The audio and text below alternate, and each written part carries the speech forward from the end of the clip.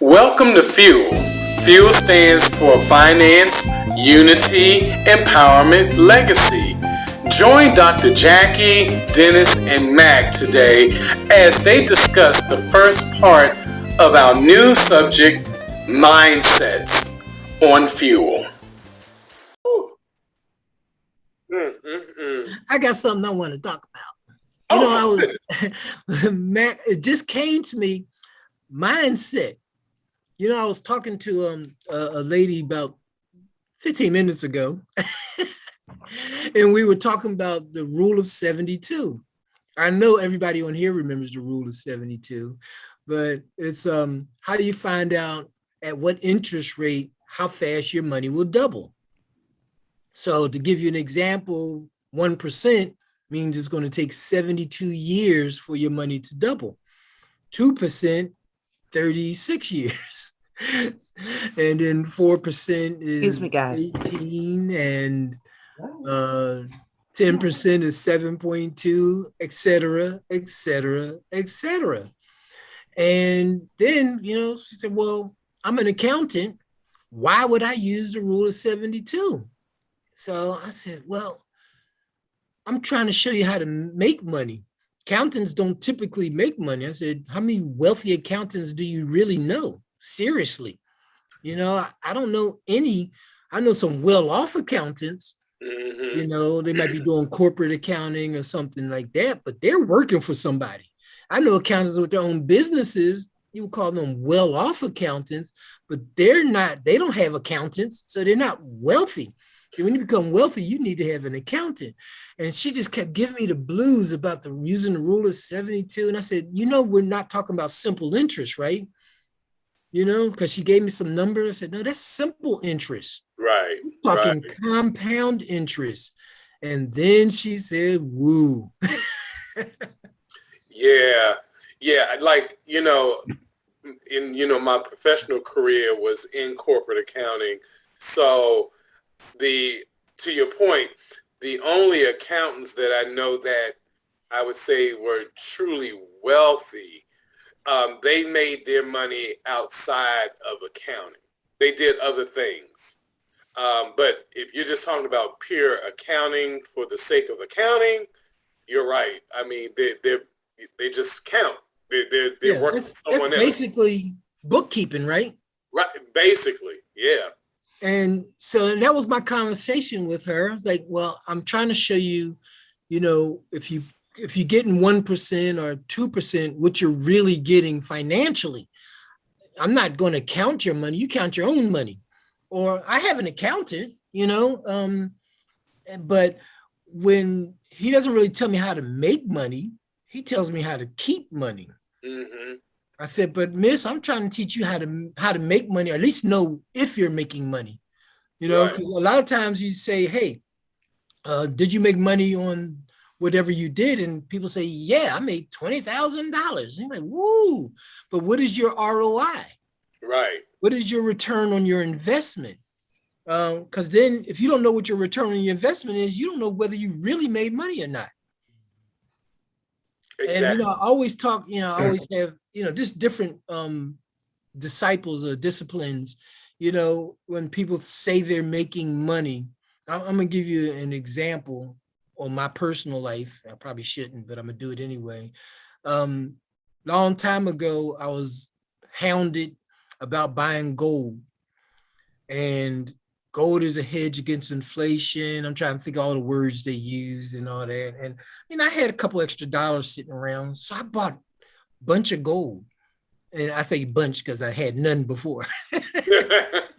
So two is a bunch. But I bought some gold, and I sat around and I hid it in my house. And if something happens real bad, I'm gonna have this gold. Hey, gold is heavy. I'm not talking about paper gold. I don't do paper gold. If you got a piece of paper say you have gold, you don't have gold. I don't care what they tell you. I'm talking about in your hand gold. So I called my friend, Dr. Jackie, and I said, Dr. Jackie, I'm going to count my gold today after, I think it's been 20 years. I think I bought this stuff 20 years ago. I said, I'm going to count my gold and I'm going to buy a car. I pulled my gold out, I pulled my receipts out, and I looked at the price of gold today, and I looked at the price of gold when I bought it, and I barely doubled my money. So what was my return on my investment? Not good at all. I could have put that money in my life insurance program, and probably in 20 years, I would have doubled it 3 times, almost 4 times. So Exactly. it would have, instead of just 1 time, it would have been 4 times. So my return wasn't very good. So if you're getting, let's say you're getting 50% a year, that's a high number sometimes. Well, is it 15% a year? If you're, yeah, 15% will be 7 years, I think. So that means your money's doubling every 7 years. It's roughly 15%. So mine doubled once in the same amount of time. I could have doubled it 3 times in my life insurance. My return then would be 1/3, would be roughly 5%, probably about 4.8%. That's good money. Right.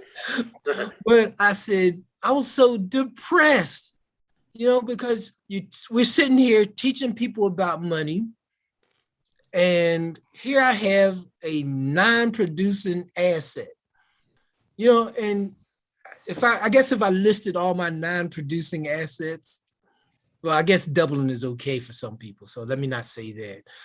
But, in that same time period, the cost of living has gone up way more than double. Exactly. But at least 3% a year, right? So if you average it out to 3% a year in 20 years, so I actually lost money. Because if I was getting 3% a year on my gold, I would have been a lot better than just doubling. I mean, it's all about numbers, and this is why I'm sad that people don't focus on math. Yeah, can I jump in for a minute? Please. Yeah, it's only because I think you're making a real critical point here, and I'm going to kind of direct it towards people that are working jobs and they are up for increases each year. Ooh. Okay. And they're thinking that they're doing something because maybe they get an extra 1,000, maybe an extra couple of thousand. But when you factor in what the percentage is on that increase and find out that most of the time it is actually under inflation. So you got inflation going like 3 to 5%, and you're only getting a 2% raise, you're losing. Wow. Yeah, wow. I mean, that's amazing, man. Because I have people that will brag to me that they're getting 2.7% interest. Yeah. I'm like, man, you're losing money. And they look at me like, no, I'm not. I'm making 2.7%. You're losing money because of taxes and inflation. And the taxes always go up, and inflation always goes up. So you have to find a way to make your money go up. So when I was talking to the lady, and she was like talking all these numbers, and I'm like, simple interest is not how you make money. If you put $1,000 in the bank and in a savings account,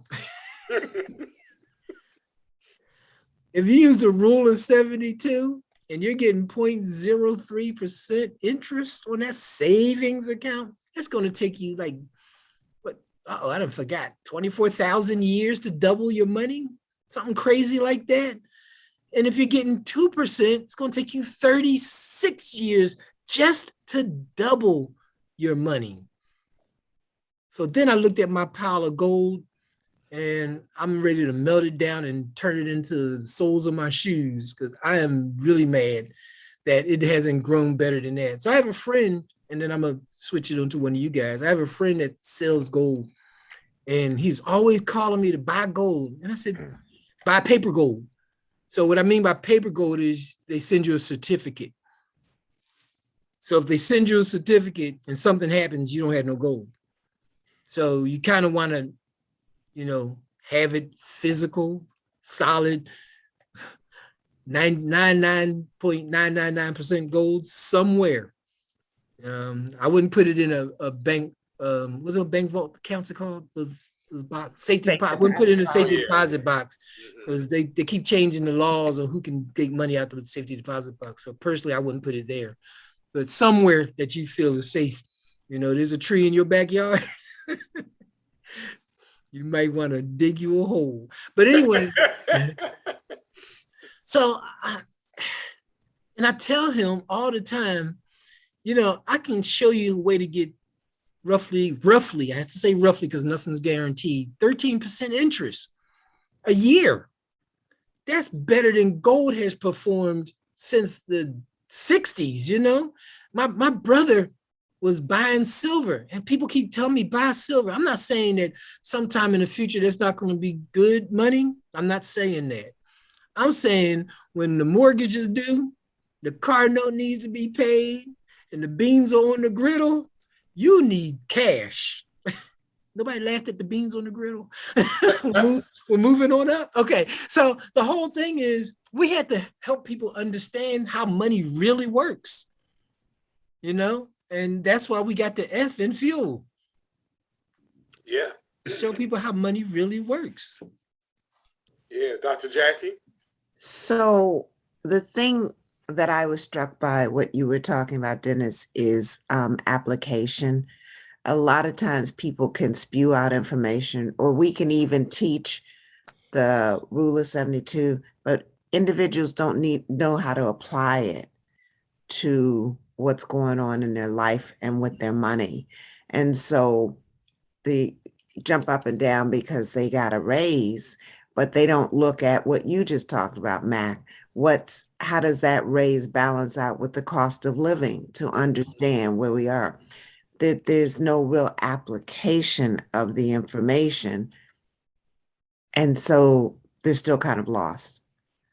Oh, So very lost, Dr. Jackie. When people get $1,000 raise, a lot of things happen. Number one, you have to divide it by how many paychecks you get in a year. So if you're getting paid by the week, 52 divided into 1,000, don't leave a whole lot. If you're getting paid every 2 weeks, 26 into 1,000, don't leave very much, Right. And that doesn't factor in the taxes that are taken out. And then the taxes. Yes, Yeah. sir. Wow. I'll give you another one. Because I had to experience this because I got to a point as a salaried employee where I didn't necessarily get a raise, but they would compensate me by giving me a bonus, right? But the bonus could be $5,000, but by the time Uncle Sam got his tenants on it, uh, it was like less than half of that amount that I actually got. So, you're playing a losing game if you don't understand the cost of living and how that affects these increases, bonuses, or salary increases and things of that nature. And I think that that's what we really need to focus our audience on is like, you really need to consider, are you getting the most bang for the buck with your job, and maybe you should start thinking about other ways that you can accumulate income outside of just the standard job that many people are doing right now. So I'm gonna just do some loose. I'm not gonna do exact numbers, so don't nobody shoot me if I'm way off.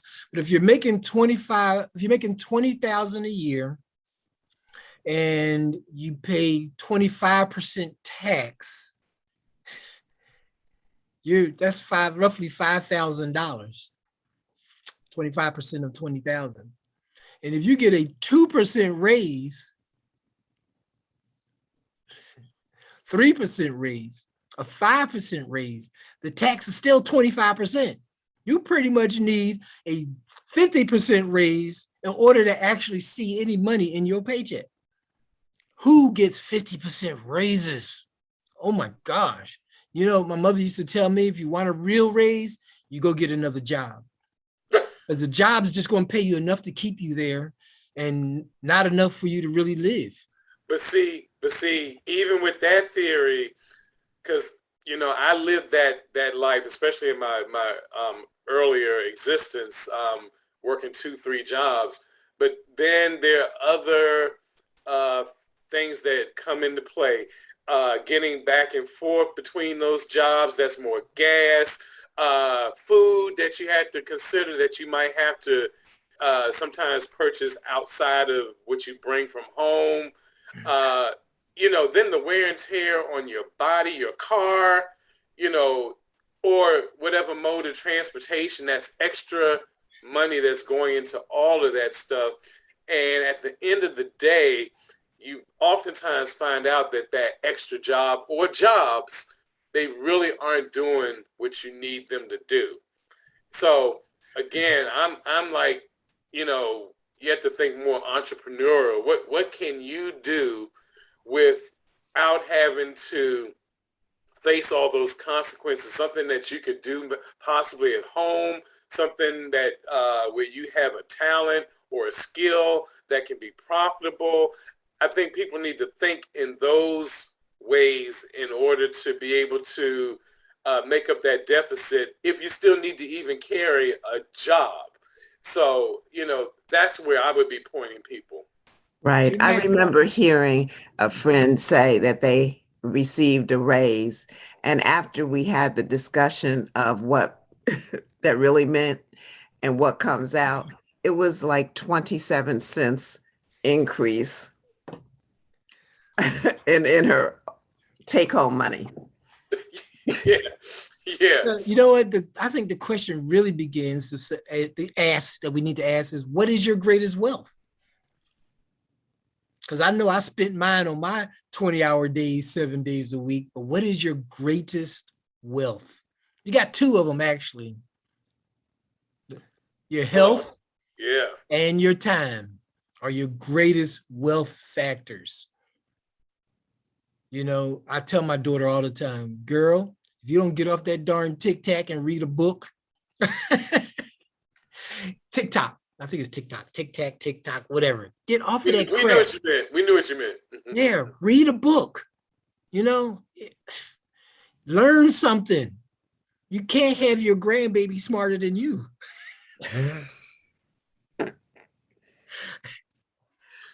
That's what I'm saying. Read a book, man. Look at a video, something that's going to enhance. Lift you up. Yeah. Lift you up. I always recommend Rich Dad, Poor Dad, even Think and Grow Rich, The Richest Man in Babylon, the Bible, saving time of plenty for time of famine. Ooh. Mm-hmm. These are concepts that have been around for thousands of years, but you have to take this information, and a lot of it is free, to understand that if you're making $20,000, Uncle Sam is taking 25%, and you get a 2% raise every year, it's not going to take long before you're in financial trouble. Hey, at 25 a year, you're already in financial trouble.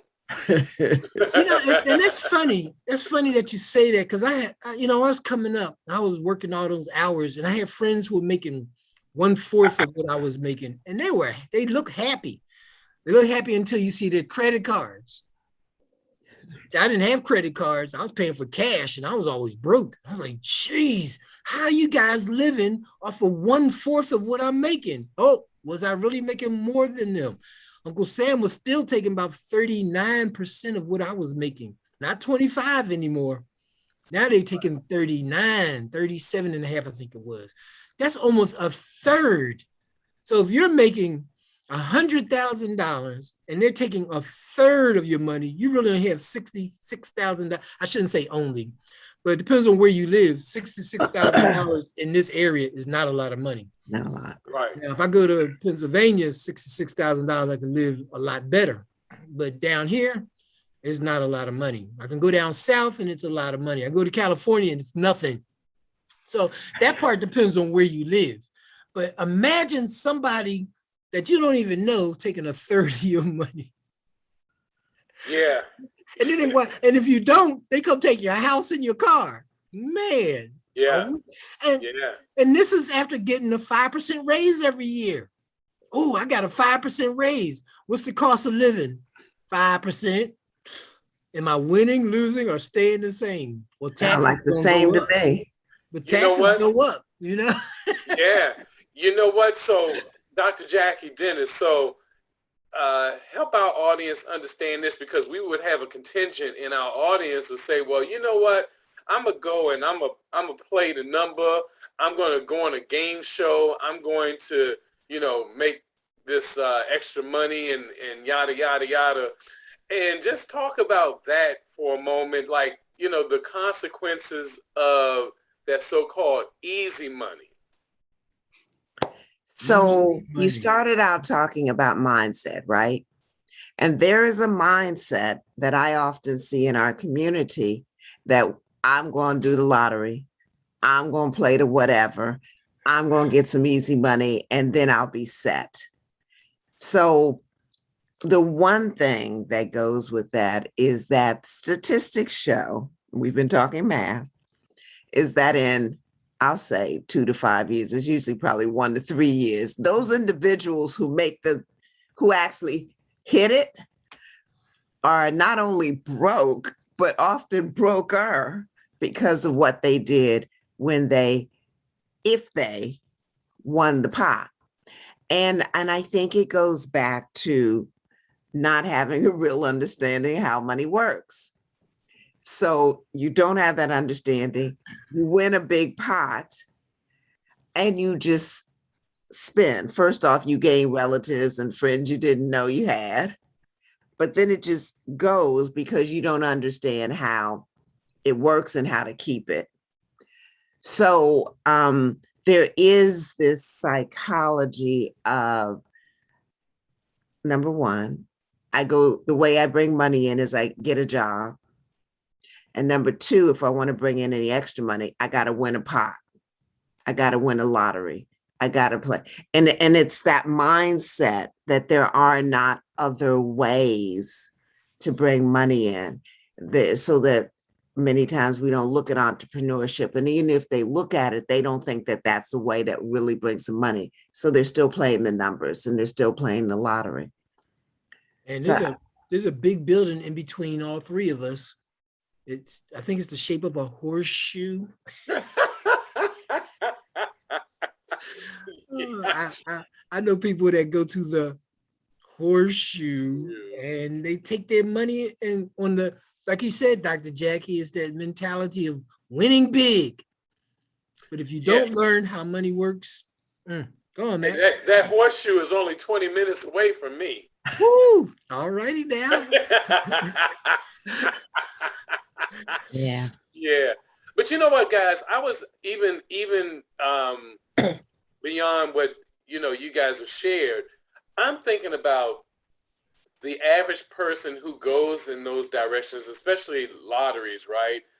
What we don't factor in is the number of years where they did not hit, but they were still putting money out. Mm-hmm. Mm-hmm. And that could be thousands and thousands of dollars that was given to the horseshoe, and the horseshoe is never going to lose. The house always wins. House always wins. And that's why Phil is created, right? To try to put the power back in your hands. Mm-hmm. Exactly. Most definitely. So when we're talking about mindsets, what we really need to show people, instead of going to the horseshoe, learn how to be the horseshoe, learn how to be the bank, learn how to be, if we want to go biblical, be the head, not the tail, be the lender, not the borrower. Go in that direction as a mindset. Yeah, because the borrower becomes a slave to the lender. Exactly. All you people walk around saying I'm not a slave. You got a mortgage, you are a slave. Sorry. It's just the truth. You got a car note, slave. Credit card that you can't pay off every month, slave. School bills. I got a Ph.D. and it cost me, slave. I'm sorry. There's truth in advertising. You want those new boots and you don't have the money to pay for them, you use your credit card, slave. Yeah. Am I different from you? No. I got a mortgage and I'm trying to get out of it, but you can't in the United States. Even if you get rid of the mortgage, you owe taxes every single year. Let me see what happens if you bought a shirt and you had to pay tax on it every year. But you buy a house, you got to pay tax on it every year, or they come take it from you. Slave.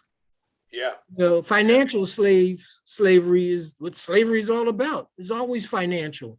You know, the slave owners had free labor and they took advantage of a situation. But guess what? Our uncle is taking advantage of all of us. Right. Yeah, and Off the I top. think, yeah, I'm sorry, Dr. Jackie. Yeah. Yeah, you know, I think that we've been really fighting the wrong fight in this age of cultural, racial struggles. You know, the real fight is civil. Well, not let me not say civil, but birthright and status. You know, and finances is a big part of that. You know, becoming not the borrower in our lifestyles, but to actually own things, to actually be in control of one's destiny from a financial perspective. And I think we're just really missing out a lot in raising our children. That legacy that Dr. Jackie likes to focus on so much, because the mindset has always been, you know, get that education, get that good job, go out there, work hard, and you're going to be all right. But that is not the truth. And the truth is that the very educational foundation that's needed is really more so talked about on a platform like Fuel than it is in the educational institutions out there. So if the people aren't looking at our videos or looking at other resources that are like our videos, they really don't hear any of this stuff, and they just fall into that trap looking for a miracle, and that miracle is not going to come because this system is not set up for miracles. So, you know, it, like everything else, it always comes back to the mindset. Who are we? What do we even see as wealth? You know, you think you're getting 20,000 extra dollars. Do you really think that is that heaven for you? I don't, you know, we know better. We know that $20,000, if you're not doing something with it, it won't last you that long at all. Right. But what happens if you put $20,000 in a bank? Same thing. Sorry. I was going to borrow $20,000 from him. But that's my point. See, because if you're getting less than a percent per year in a bank account, you're losing. Well, actually, if you get less than taxes and inflation a year, you're losing. Mm-hmm. What did he say? 5%? 3 to 5. 3 to 5, something like that. Mm-hmm. Oh, wow. So you need at least 6 to 8% to even show growth. Mm-hmm. Mm-hmm. And then you're going to pay taxes on the difference. Wow. Can we win this game? Is there any way to win? Yes. Some of those things we can't necessarily talk about here, but yeah, there's ways to legally win, but that's where people need to reach out to us, email, and we could share in more detail those kind of ways to win. Other options. Yeah, there are options out there, and those options are literally, they're open to the public, but you got to know where to look for them. Wow. And okay, so there are other options, but don't get it twisted. if you commit yourself to gaining the understanding that we're talking about and building your personal knowledge, you can make a difference, because it will change the way you handle money, because you understand how it handles you.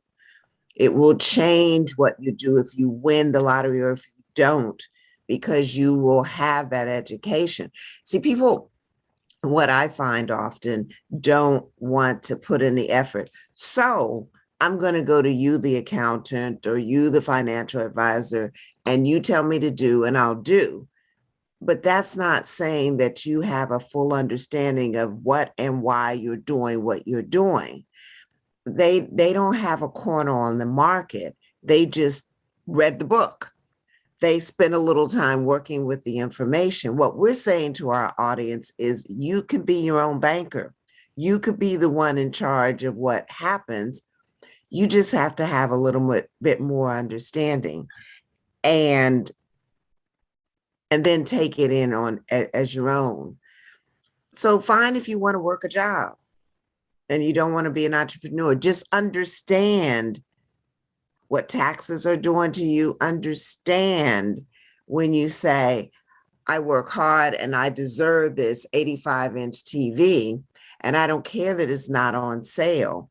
I'm not saying you don't deserve it, but you have to understand how you're handling your money and the impact, the ripple down effect of what you do and the impact it has on your family.